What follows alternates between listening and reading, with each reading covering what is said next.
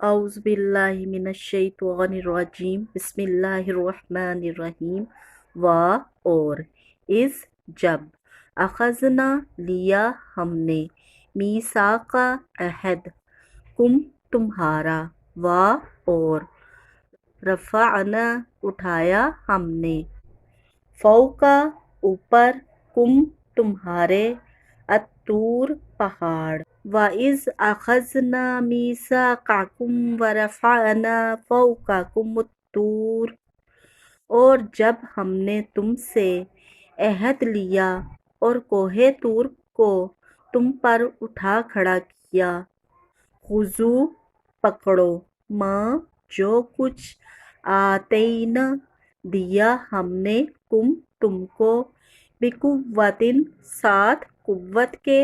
یا زور سے اور اذکروا یاد کرو ما جو کچھ فی اس میں ہے یا بیچ اس کے ہے ہی اس کے خذوا ما آتیناکم بقوۃ واذکروا ما فیہ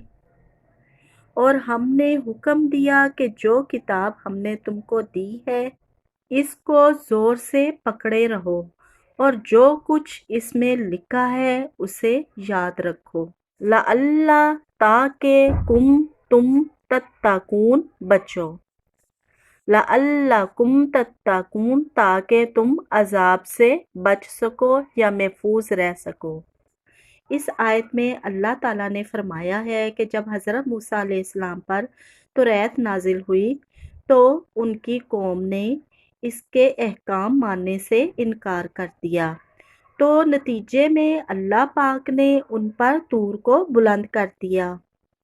اور اللہ تعالیٰ نے فرمایا کہ جو کچھ یعنی یہ کتاب جو تمہیں دی گئی ہے اسے قوت سے پکڑو اور اس میں جو کچھ ہے اسے یاد رکھو تاکہ تم بچ سکو۔ ثم پھر تولیتم تم پھر گئے من بعدی اس کے بعد یا اس کے پیچھے ذالکا اس کے پس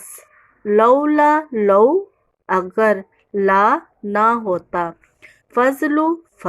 اللہ اللہ کا علی اوپر کم تمہارے و اور رحمت ہو اس کی لا البتہ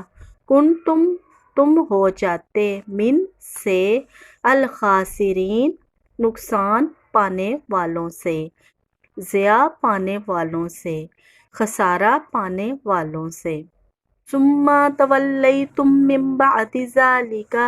تو تم اس کے بعد عہد سے پھر گئے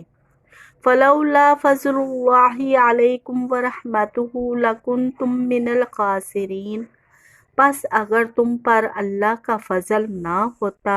اور اس کی مہربانی نہ ہوتی تو تم خسارے میں پڑ گئے ہوتے